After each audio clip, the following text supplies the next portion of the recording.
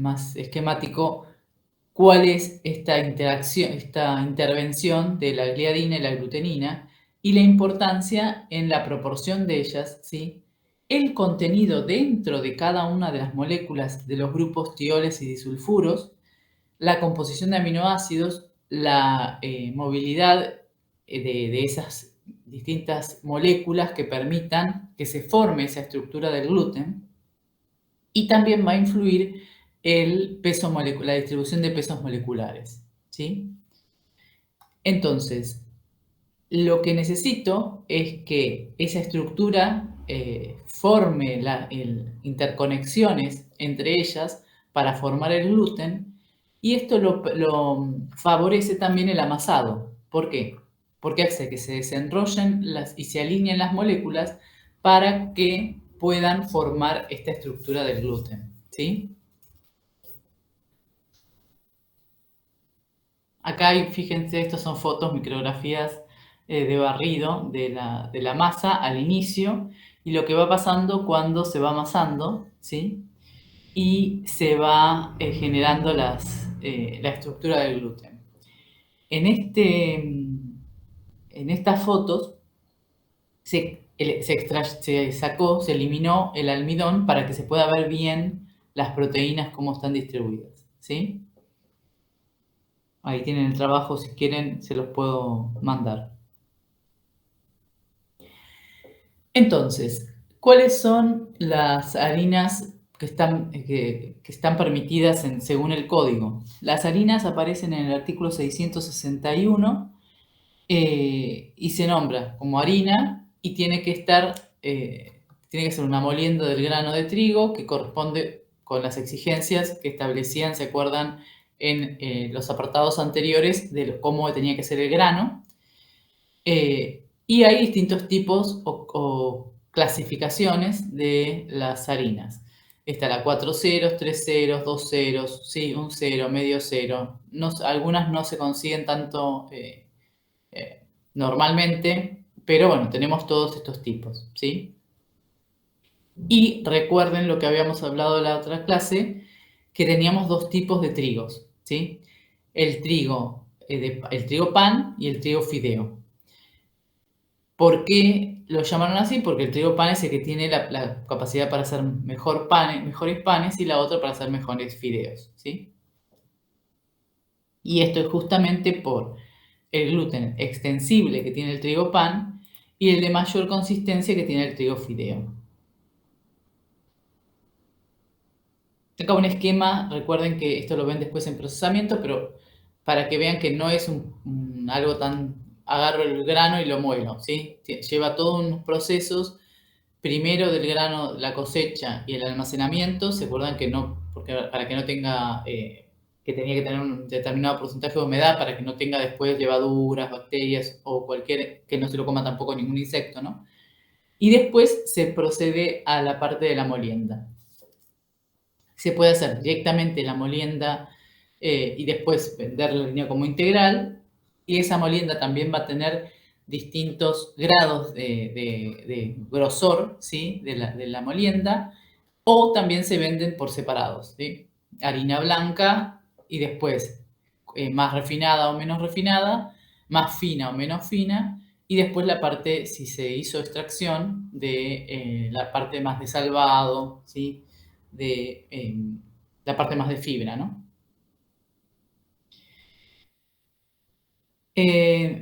Entonces, ¿de qué va a depender la composición química de la harina? En realidad, además de las características con las que tenga el grano, ¿sí? De la composición y características en cuanto a proteínas, hidratos de carbono, las proporciones, vitaminas y minerales, va a depender del grado de extracción, ¿sí? Al aumentar, recuerdan que vimos la clase pasada, al aumentar el grado de extracción, va a disminuir la proporción de almidón, ¿sí? No porque tenga menos, sino porque como tiene más del otro, porque extraje de ese grano lo más posible, entonces va a tener más cantidad de aparte de fibra. Salud, Melanie. Bueno, y acá entonces van a tener, fíjense, la diferencia en las composiciones si hago distintos grados de extracción. Fíjense, el 100%, que sería moler directamente el grano entero, tiene mucho menos almidón porque va a tener más cantidad, fíjense, de fibra, ¿sí?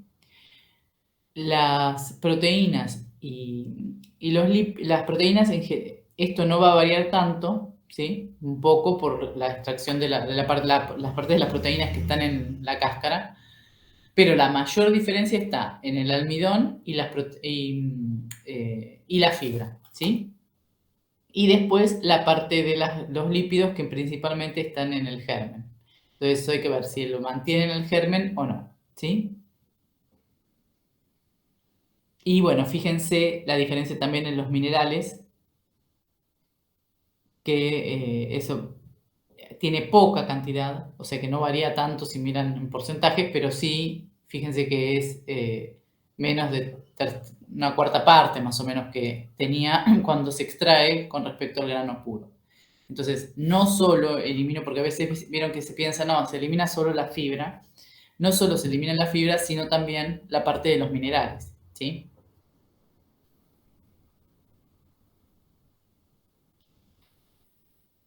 Bueno, acá gráficamente lo que les decía, entonces, mayor grado de extracción, menor cantidad de almidón y mayor cantidad de fibras y cenizas, ¿sí?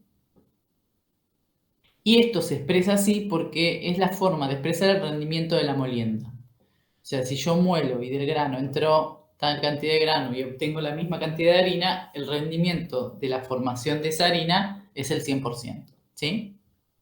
Quedó claro bien este concepto, ¿no? Sí, perfecto. Acá les muestro algunos gráficos de el grado de extracción de distintas harinas. Estos trabajos también los tengo, si alguna quiere leer un poco más. En cuanto a el trigo, también teníamos, ¿se acuerdan? El trigo duro o los trigos blandos, que esto va a estar relacionado con el contenido proteico. Y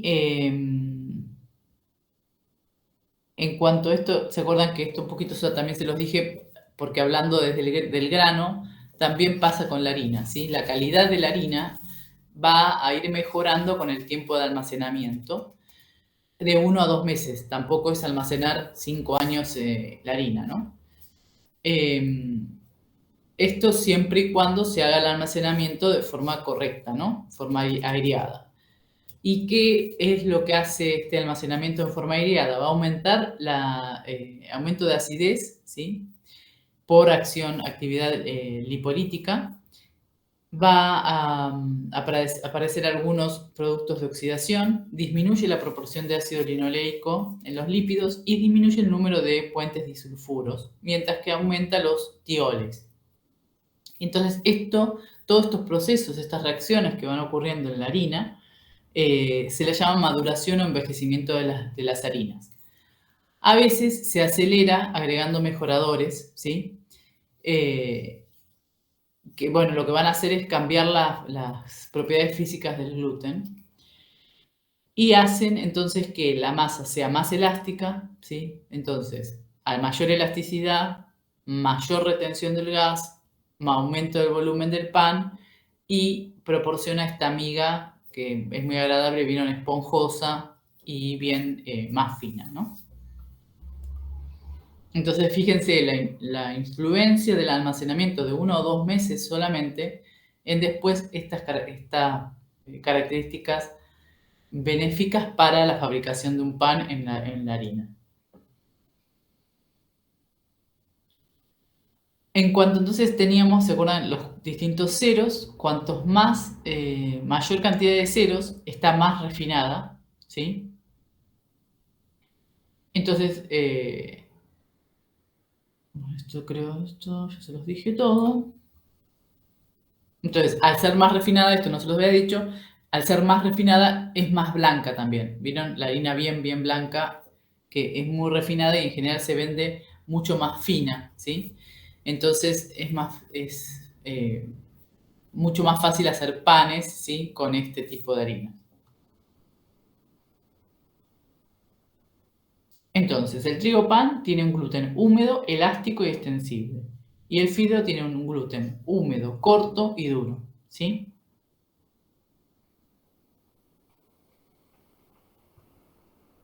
Acá esto más de lo que les había comentado. Después vieron que en Argentina también se venden harinas enriquecidas.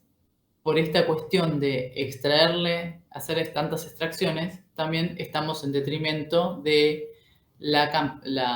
los nutrientes de esa harina, ¿sí? Porque vieron lo que pasaba con los minerales, extraigo mucha cantidad de minerales. Entonces se estableció el enriquecimiento artificial de las harinas por agregado de algunos nutrientes específicos que también están en el código.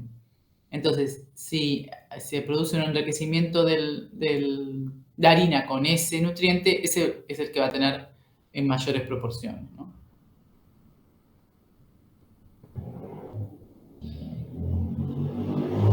En el código, esta harina que decimos harina integral, ¿sí? Se llama también harina Graham, está en el artículo 662 y se produce, es un producto que se obtiene por la molienda del grano de trigo, que obvio, como siempre, tiene que cumplir ya el grano antes, tiene que cumplir con las exigencias del grano, ¿sí? Y según el grado de molienda vamos a tener gruesa, mediana y fina, ¿sí? Entonces tenemos dos cosas que le podemos hacer a la harina. Una es la extracción, qué grado de extracción hacemos, y otra es el grado de la molienda para ver cuán fina o gruesa es esa harina, ¿sí? Fíjense que también establece la humedad y las cenizas, ¿sí? Eh, determinadas y fíjense que aclara de la misma forma que en el artículo 661. ¿Sí? Recuerden esto que pasa siempre con la determinación de humedad, que tiene que estar establecido cuáles son los parámetros, las condiciones en las que yo lo determino. ¿Sí? Ahora, ¿cómo se analiza todos? Estamos hablando de gluten extensible, vieron características muy particulares de cada una de las harinas que se obtienen de distintos trigos. ¿Cómo se estudia todo esto? Hay toda maquinarias directamente ya preparadas para hacer todos estos estudios. Está el farinógrafo, el extensógrafo y el amilógrafo. El farinógrafo lo que hace es medir la capacidad de absorción de agua de esa harina. El extensógrafo, la capacidad, lo dice la palabra, de la extensibilidad de la masa. Y el amilógrafo lo que hace es medir la capacidad de gelificación del almidón. Recuerden entonces que arrancamos pensando quiénes eran los responsables de obtener un buen pan. Dijimos principalmente, ¿no? El gluten y el almidón. Bueno, entonces se estudian las características de estas dos componentes para obtener las masas. El farinógrafo lo que determina es la fuerza necesaria para mezclar esa masa a velocidad constante. Siempre en estos equipos se va a poder setear los parámetros, algunos constantes y otros los vamos a medir, ¿sí? Pero lo que se hace es el mezclado a una velocidad constante y lo que me va a dar como resultado es la cantidad de agua absorbida para alcanzar una determinada consistencia, ¿sí? Entonces, va a estar la harina y va a estar siempre el agua. Y se amasa a velocidad constante. Lo que me va a medir también me va a dar gráficos de este estilo, ¿sí? ¿Esto qué indica? Vieron, cuando ustedes amasan hay una cierta resistencia cuando se forma la masa. Bueno, lo que me mide es esa resistencia de la masa al movimiento, que bueno, lo llamamos amasado, ¿sí? Y nos da la cantidad de agua absorbida, el tiempo que tarda, fíjense, en desarrollarse esa masa, la estabilidad que va a estar dado, fíjense, ven que hay como un máximo. ¿sí? No es un máximo muy pronunciado, pero llega a un máximo y después baja. No es como la viscosidad, vieron que era muy pronunciado, esto no. Pero llega a un máximo que es la estabilidad de la masa y después puedo medir el grado de ablandamiento, o sea, cuánto se ablanda al seguir amasando. Para una fermentación, esto está establecido, son parámetros que se estudiaron que eran mejor, un tiempo mayor de 15 minutos, la harina es de buena calidad, entre 10 y 15 es de intermedia y ya de menos de 10 es mala para el panificado, se dice que es una harina floja, ¿sí? ¿Qué significa esto? Que en realidad no me va, como es tan blanda, no me va a permitir después, recuerden que yo lo que quiero es retener el aire de la fermentación para que cuando lo cocine me quede lo esponjoso, ¿sí? Después está el alveógrafo, que lo que hace es, en este caso, un inflado de la masa. Se pone la masa, ¿lo ven? Acá en este equipo se ejerce una determinada presión de aire. Entonces, fíjense cómo se va inflando la masa. Esta es la masa, se forma como ¿sí? Como un globo. Y esto el equipo lo va registrando. Primero tengo una fuerza hasta que llega un momento en que no aguanta más, ¿sí? Y empieza a bajar la tensión que puede soportar hasta que llega a romperse y hace esto, el quiebre este, ¿sí? Entonces obtenemos esta curva, al final acá es la ruptura de la burbuja, es en este final, y todo el desarrollo de esta burbuja, la formación y el desarrollo de la burbuja hasta que se rompe. Esto se llama alveograma, ¿sí? Como es un alveógrafo el equipo, obtenemos un alveograma. En el alveograma vamos a poder determinar P, que es fíjense, el máximo en la altura que logramos, ¿sí? Que lo logramos acá cuando se forma la burbuja contenida por la masa. L, que es la extensibilidad de esa masa, o sea, hasta cuándo se puede extender sin romper. Y el área bajo esta curva, que está relacionada con la fuerza panadera, ¿sí? El trabajo de deformación realizado para poder formar esa burbuja. Acá también tenemos parámetros de cuál es de cuál es la cantidad de las características para que esa masa pueda ser realmente formadora de pan. Si el P, o sea, la máxima sobre la extensión es mayor que 1, la masa tiene poca capacidad de hinchamiento y si es menor que 1, tiene alta resistencia, ¿sí? Porque yo quiero que se forme, pero no que se rompa apenas empecé a formar la burbuja, ¿entienden? Porque eso después es lo que va a mantener el aire dentro del pan. Y acá les puse algunos rangos no es que tienen que saber esto, pero sí saber que esta curva me da toda esa información, ¿sí?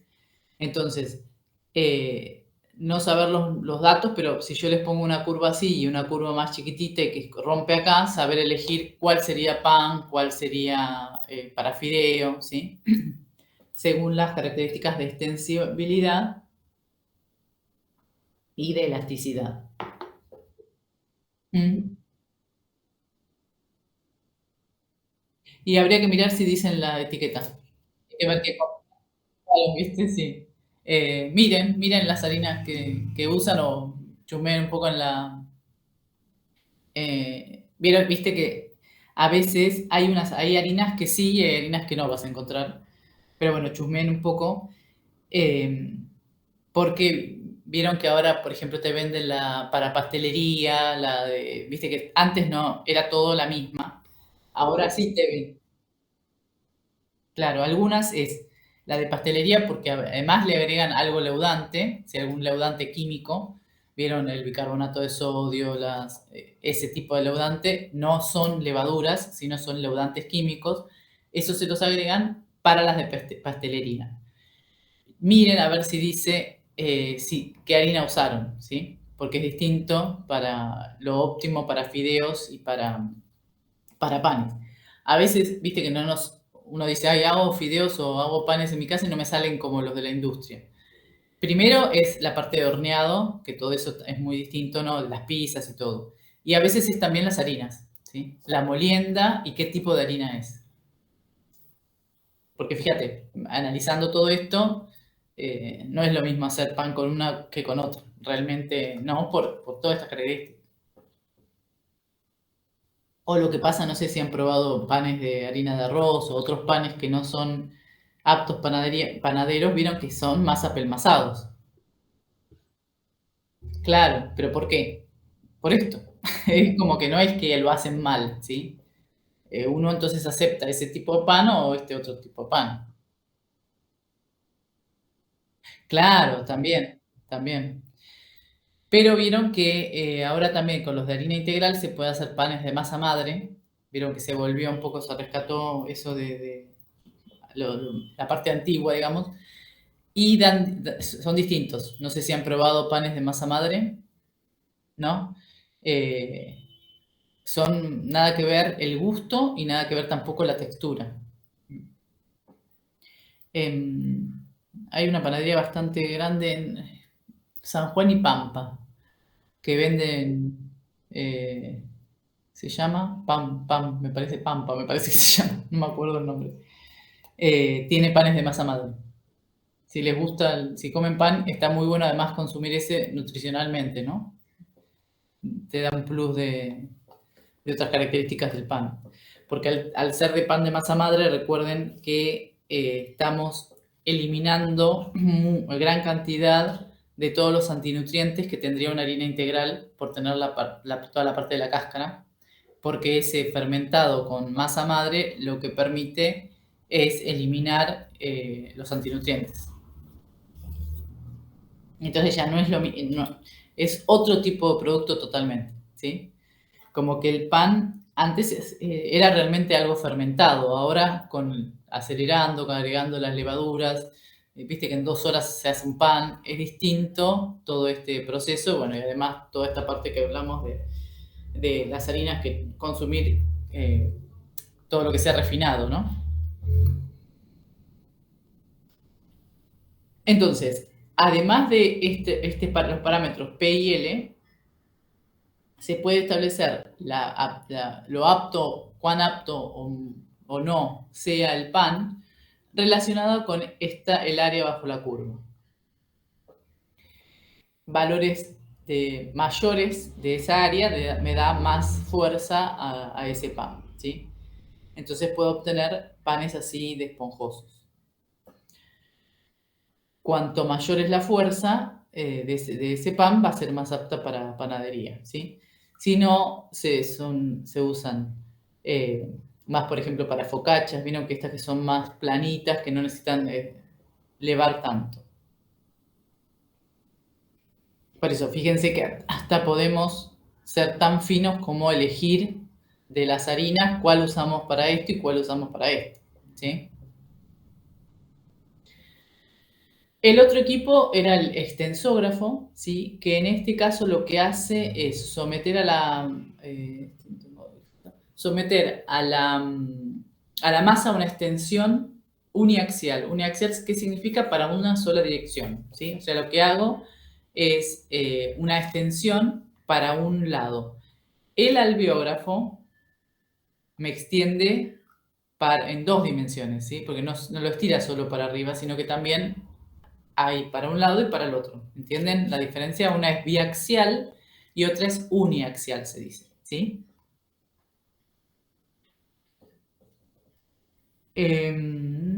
Bueno, siempre hay que formar la masa, recuerden, con harina y agua, y se hace un amasado a velocidad constante. Y se registra la fuerza que se ejerce para formar esa masa. Entonces, lo que me va a dar es la extensión y el área bajo la curva siempre puedo determinar y los máximos de esa curva. El amilógrafo era el otro, ¿se acuerdan que lo que me mide es la formación del almidón? Entonces, ¿se acuerdan cómo vimos las curvas de la gelatinización. ¿Se acuerdan? Lo que me mide es eso en realidad. El cambio en la viscosidad en función de la temperatura. Vieron que de ahí extraíamos la temperatura de gelatinización, una bajada, y bueno, este sigue para ver qué es lo que sucede después de formación. Cuando estudiábamos la gelatinización nos importaba que se forme esa gelatinización. A veces no se muestran las curvas lo que sigue después, pero si sigo calentando, termina la gelatinización totalmente, sigo calentando y mezclando. Después, si sigo calentando aún más, va a producirse un endurecimiento. ¿Por qué les parece que va a ocurrir esto?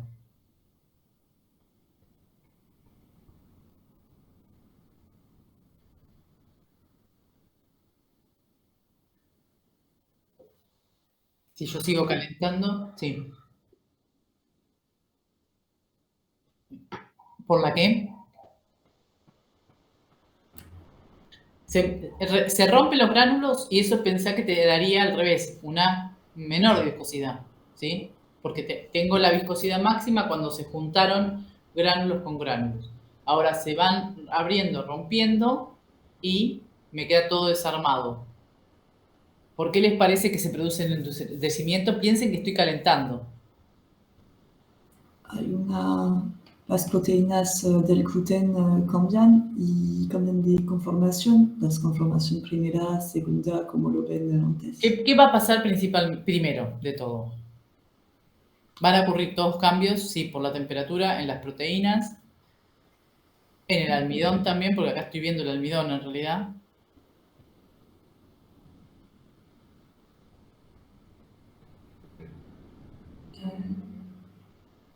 Los enlaces van a romperse.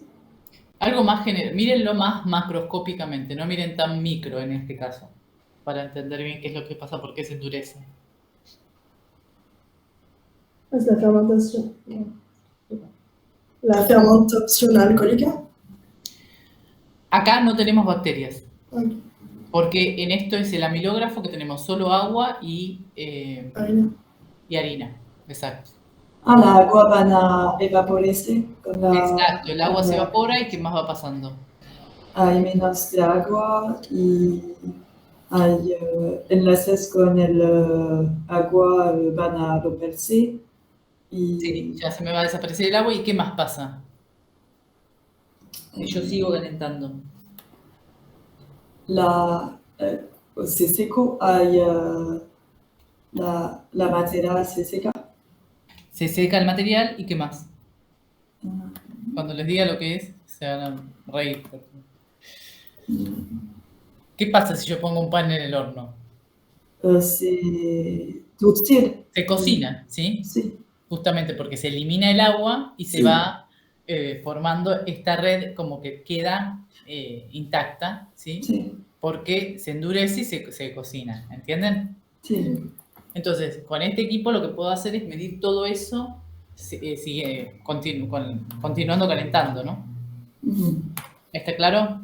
Entonces, en realidad lo que me mide es la curva de gelatinización, si quieren ponerla como así, como resumen.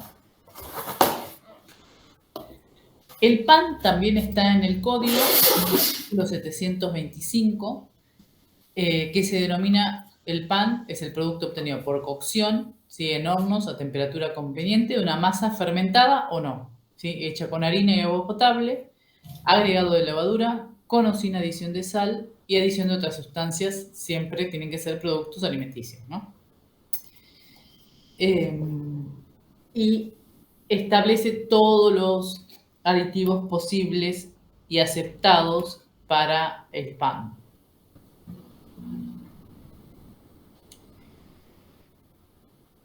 Entonces, ¿cuáles son, para que se produzca todo esto de la esponja, también están involucradas las enzimas aminolíticas, ¿sí? Que son las que generan los azúcares fermentables para que después las levaduras puedan crecer y generar el dióxido de carbono, que es el que va a quedar retenido por el gluten y después va a formar la esponja, ¿sí? Fíjense todos los procesos que ocurren uno hace un amasado y lo pones en el horno y no pensás en todo esto que está ocurriendo, ¿sí? Las enzimas primero tienen que degradar el almidón para formar los azúcares fermentables y recién después ahí se ocurre la fermentación. Entonces, fíjense que tenemos distintos tipos de panes según esta cuestión de la fermentación, de la acción de las enzimas en algo que me permita hacer que esa harina sea fermentable y formadora después de pan. Ese número se llama el Falling Number, ¿sí?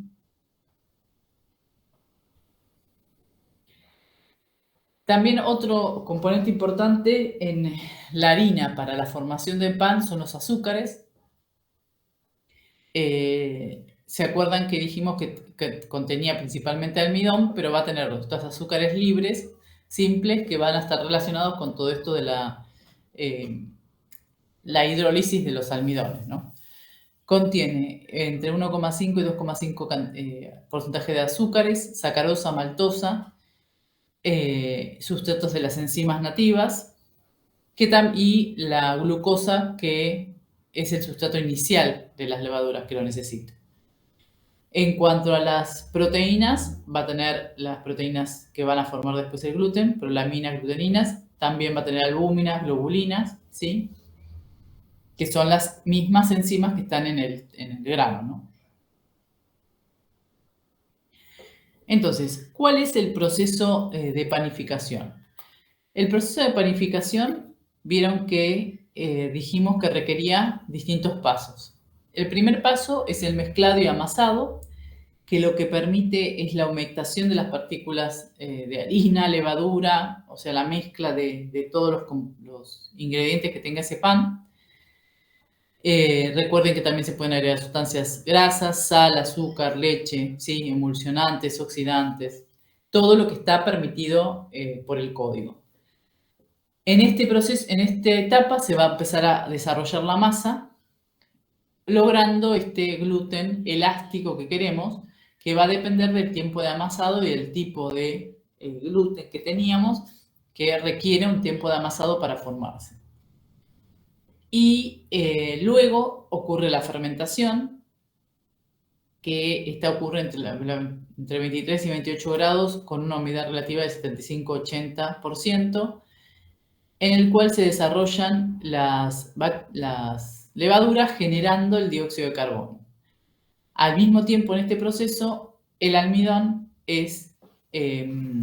parte del almidón forma los sustratos fermentables, o sea, forma los azúcares que requieren las levaduras para alimentarse y después formar el dióxido de carbono. Y luego está el horneado, que en este proceso ocurre primero una mayor actividad enzimática, que me permite que todo este proceso ocurra un poco más, entonces aumente el volumen de aire por el aumento en la generación del dióxido de carbono, pero llegada a una temperatura, esa actividad enzimática va a bajar, ¿sí? Porque recuerden que cada enzima tiene una temperatura a la cual se inactiva. Se produce la gelatinización del almidón, la pérdida de agua, ¿sí? Del gluten, desnaturalización de ese gluten y pérdida de impermeabilidad. Entonces, llegamos a un punto en que ya cada vez hay menos agua. Si aumentamos un poco más, vieron que se produce un colorcito ámbar en la superficie, que esto es debido a las reacciones de Maillard. Y luego, bueno, ya una vez que está cocido, se produce el enfriamiento hasta una humedad final de 45% más o menos se logra. Entonces, participan en la formación de la masa todos los ingredientes que tiene esa masa, la fermentación y todo esto también va a determinar el sabor y la frescura final de ese pan. Entonces todo eso va a estar controlado por la temperatura, las temperaturas a las que se agregan los otros ingredientes y todos los compuestos que se agregan aparte, ¿sí? Como por ejemplo sal o cualquier otro aditivo que se agregue. La sal es muy importante ya que actúa como un regulador del proceso de fermentación, ¿sí? Recuerden que mucha sal, hay bacterias que se mueren, por eso tampoco se puede poner mucha sal, bueno, y después el gusto también, ¿no? La sal también mejora la plasticidad de la masa, favorece la coloración y finura, ¿vieron? La corteza final, también cómo va a ser va a depender de la sal, y restringe la actividad de bacterias productoras de ácidos. Entonces, la participación de la sal también es importante, fíjense en todo esto, en la fermentación y después también en la obtención de las características finales del pan. O sea que no es solo cuestión de sabor, ¿sí? Sino también de formación de ese pan. Las levaduras, bueno, ya un poquito lo hablamos, van a desarrollar el aroma y sabor, además de la producción del dióxido de carbono, que son las burbujas. También durante la fermentación se va a formar alcohol etílico, ¿sí?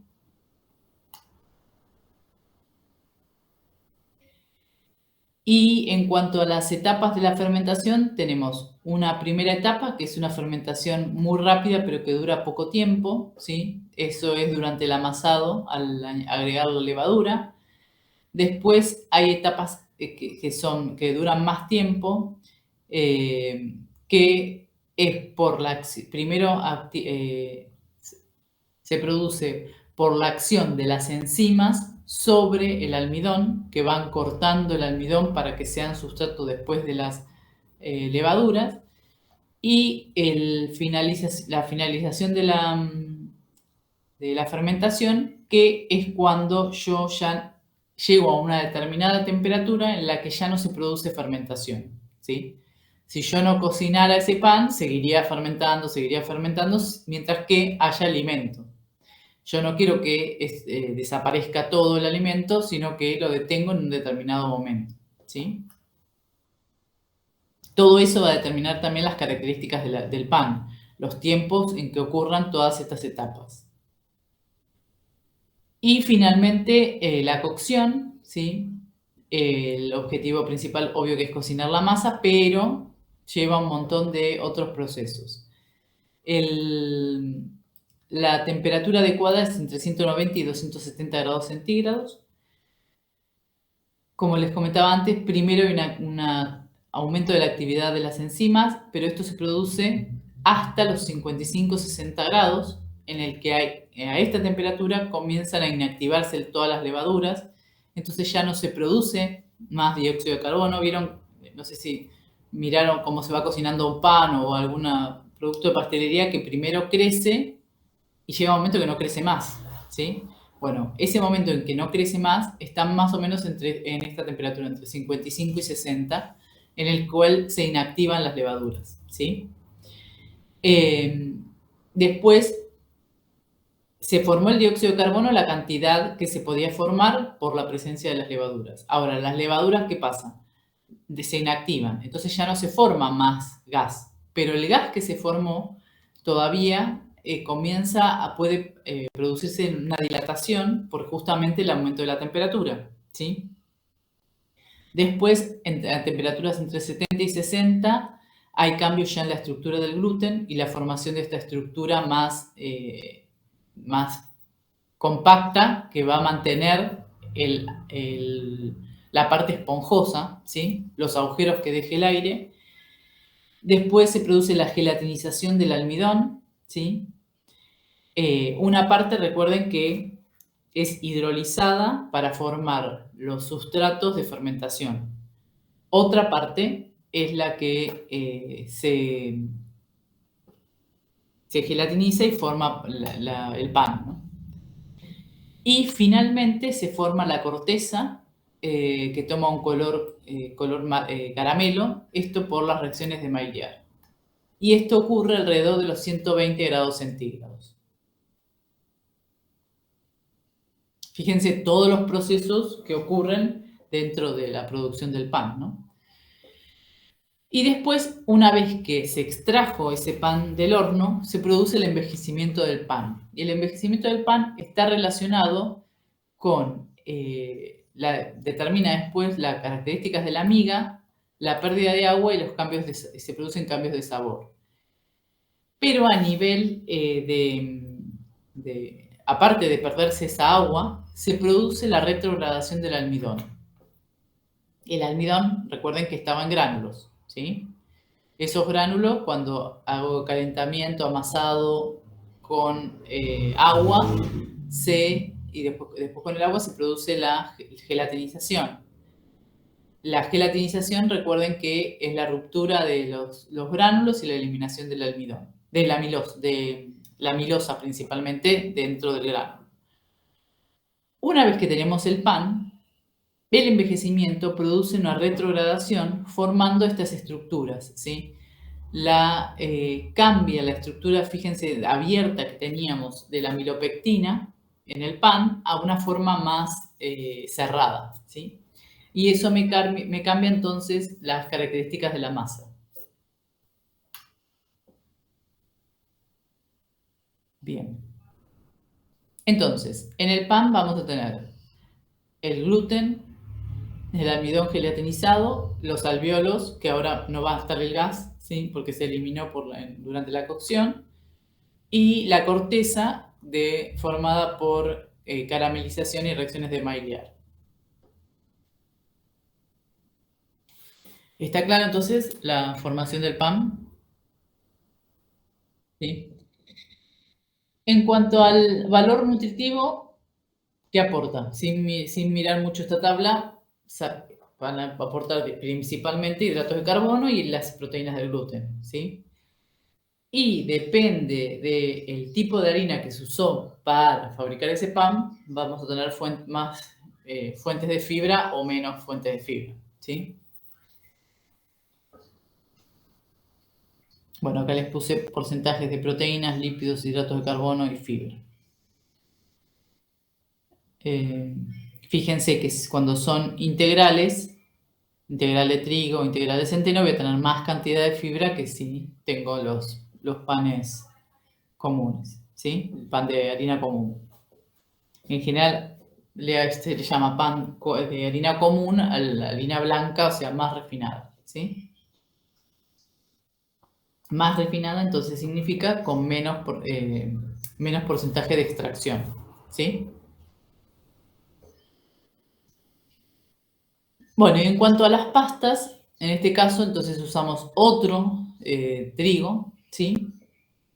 Porque acá lo que no necesitamos que retenga burbujas de aire. Es más, al revés, ¿sí? No queremos que tenga burbujas de aire, ¿sí? Queremos totalmente lo contrario. Bueno, esto un poco ya se los dije. El valor nutritivo va a depender también de la composición de esa pasta, porque vieron que hay pastas que se hacen con huevo y hay pastas que no se hacen con huevo, ¿sí? Entonces la cantidad de nutrientes va a estar relacionado con eso. Por eso fíjense que acá aclara que son pastas al huevo y que tiene 4 huevos por kilo.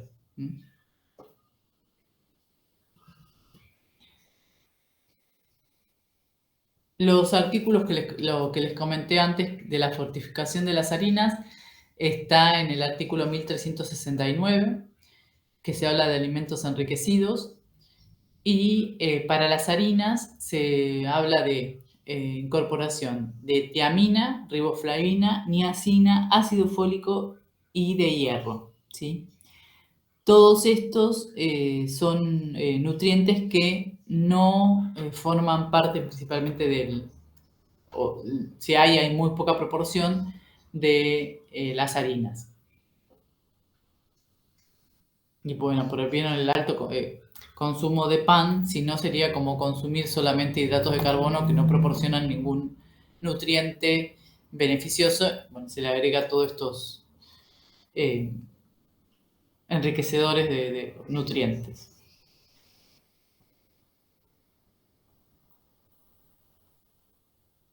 Bueno, en cuanto a Aspectos saludables y toxicológicos. Recuerden que el gluten no pueden ser consumidos por las personas que son celíacas, ¿sí? Y esto es porque no pueden absorberlo en el intestino delgado y mala absorción, no solo desproporciona mala absorción del gluten, o sea, del pan, sino también de todo el resto de los nutrientes. Principalmente son de trigo, cebada y centeno. Vieron que también ponen la avena, ¿sí? La avena, ¿se acuerdan que vimos en la primera teoría? Tiene también proteínas de gluten. Vieron que cada especie se llamaban diferentes.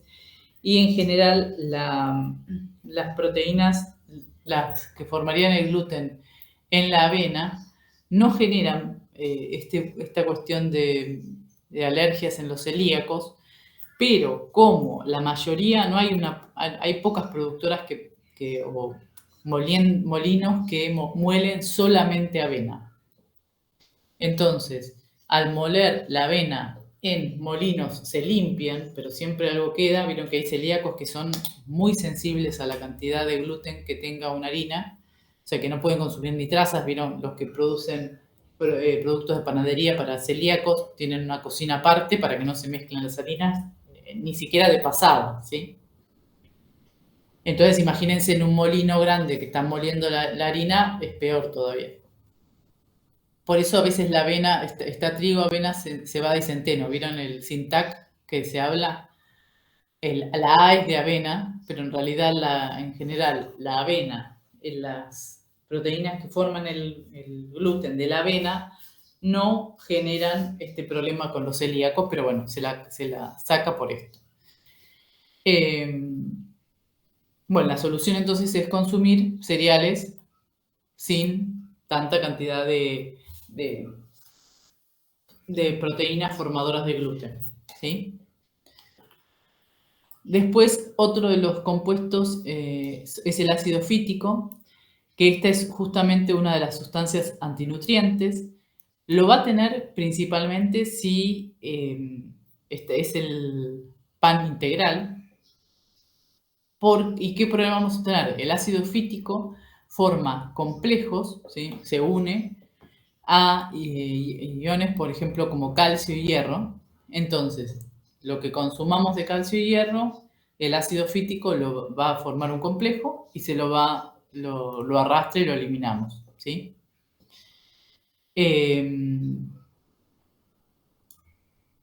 Esto, ¿cómo lo solucionamos? Con todo esto, lo que hablamos de, por ejemplo, hacer un pan de masa madre.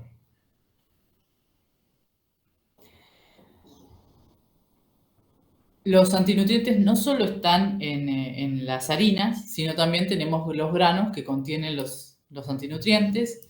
Esto un poco ya lo hemos hablado. Recuerden que son el ácido fítico, oxalatos, taninos, ¿sí? Inhibidores enzimáticos. Entonces, ¿cuáles son las soluciones? Habíamos hablado del remojo, la germinación, ¿se acuerdan?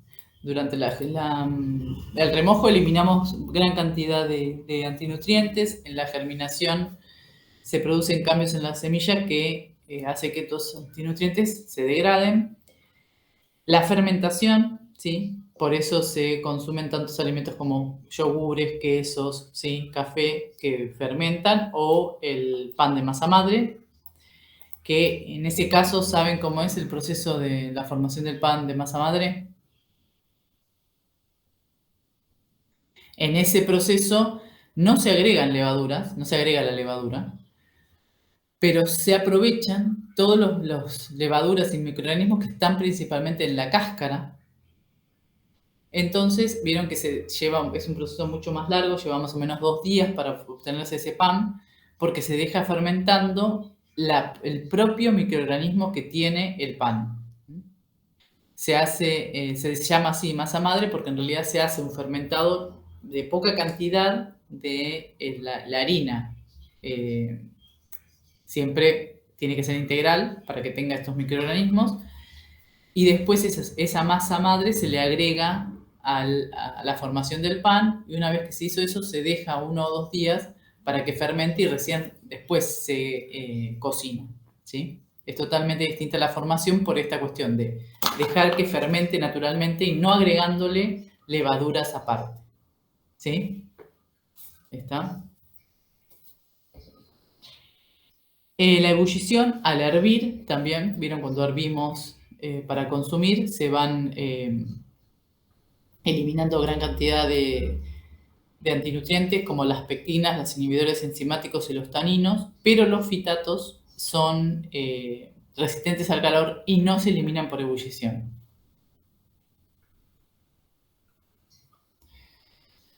Bueno, acá unos gráficos de cómo va variando la cantidad de antinutrientes en los distintos procesos. Y acá, si quieren, bibliografía sobre esto. Vieron que esto es bastante nuevo en realidad porque también antes no se consumía mucho integral. Primero, al principio de la humanidad sí, se consumía todo integral. Después se empezó a refinar, se refinó tanto y empezaron a aparecer enfermedades o alergias o cuestiones con la alimentación. Entonces ahora como que se vuelve un poco atrás, pero si se consume tanto integral tenemos estos problemas de los antinutrientes que antes no se tenían porque las fermentaciones se hacían naturales, ¿sí? Se dejaba siempre en remojo. Vieron con esto de la vida moderna también es como que va aumentando los tiempos que se quieren hacer de todos los procesos. Entonces se comenzó a estudiar más detalladamente, de manera científica, qué es lo que pasa cuando germinamos, cuando hacemos todos estos procesos, ¿sí?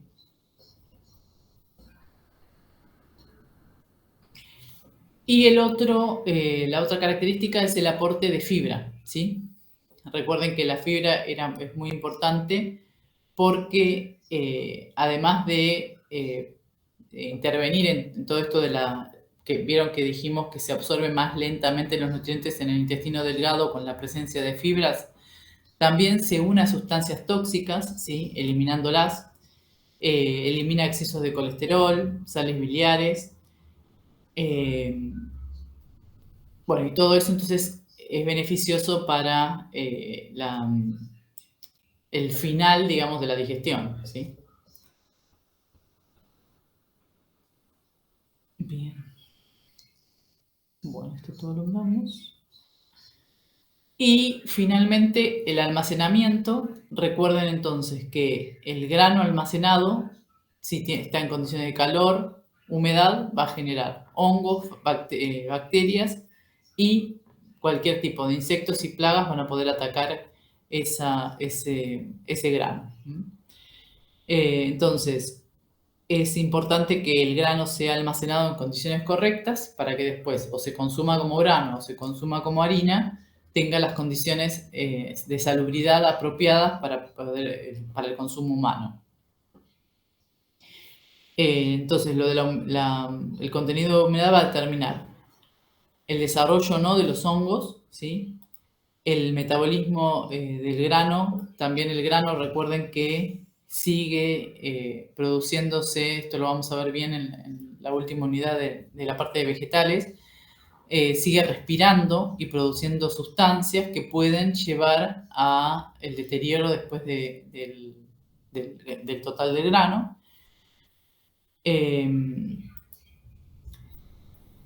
Y bueno, todo esto del contenido también de humedad del grano va a determinar después las características para el producto final después que se esté elaborando, ¿sí?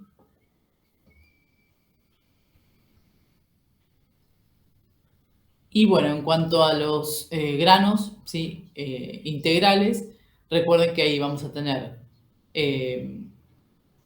más cantidad de fibra, lo que va a beneficiar todo esto que hablábamos de las enfermedades cardiovasculares, diabetes tipo 2, ¿sí? Cáncer, digestibilidad, todo esto va a estar relacionado justamente por esa cantidad de fibra que yo estoy incorporando.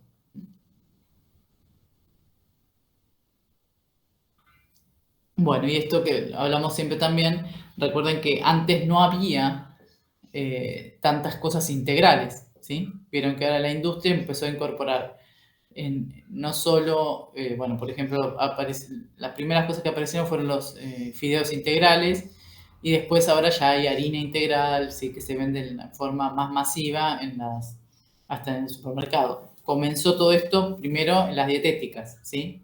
Y después, bueno, se fue trasladando a algo más diversificado. Bien. ¿Alguna duda?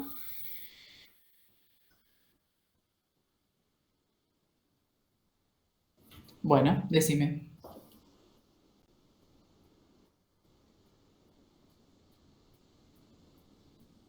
Sí.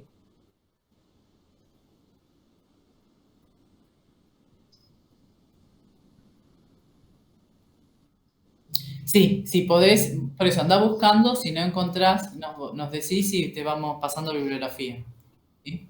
O buscamos juntas y eso.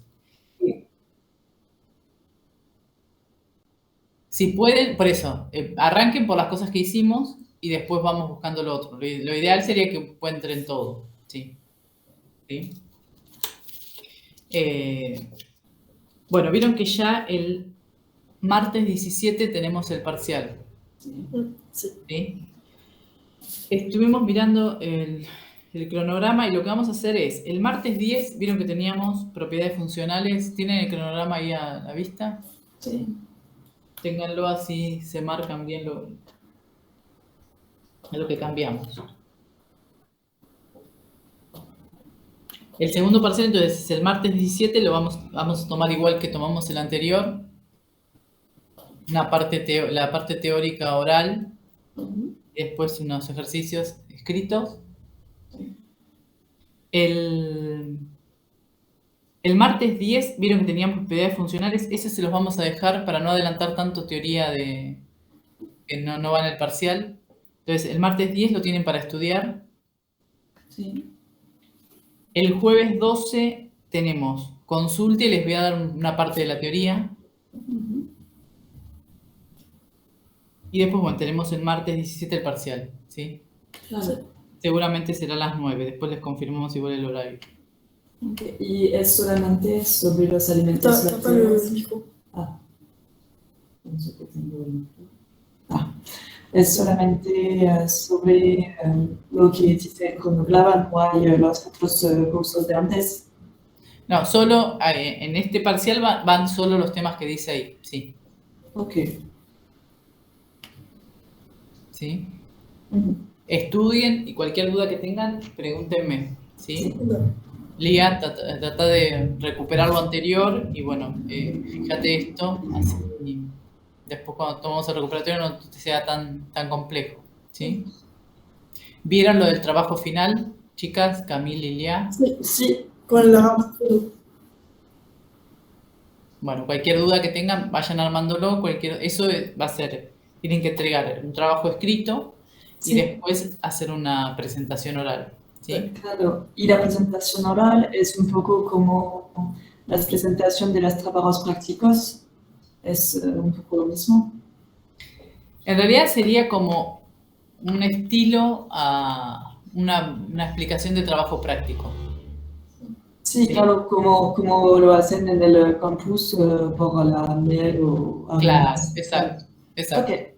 ¿Sí? Tienen que explicar por qué hacen cada cosa, cómo lo hacen y el orden en que lo harían en el laboratorio para optimizar los tiempos y optimizar también la muestra, que no le pase nada, ¿no? Sí. ¿Sí? ¿Cómo les fue ayer? Muy bien. Bien, bueno, Sí, bárbaro. sí. Entonces, bueno, pónganse a estudiar y quedamos. Entonces, el martes 10 nada y el jueves 12 la consulta y un poco de teoría. ¿Sí? Entonces, bueno, estudien lo más posible para el jueves. Si después necesitan alguna consulta más, me piden, ¿sí? O el viernes o el lunes, lo vemos. Claro. Traten de traer la mayor cantidad de consultas para el jueves. Igual hacemos un poco de hacemos consulta y después un rato de teoría también. Ok. ¿Sí? Sí. Cualquier cosa me preguntan por mail. ¿Entendieron, chicas, entonces que el martes no tenemos teoría? No, sí, claro. Bien. Es para estudiar. Es para estudiar. Estudien, por eso, no para... Exactamente, es para estudiar. ¿Sí? Bien, bueno, entonces nos vemos la semana que viene, el jueves 12. Si tienen dudas antes, si quieren ir consultándome, no hay problema. ¿Sí? Ok. Vale. Bueno. Gracias. Chao, gracias, nos vemos. Chao.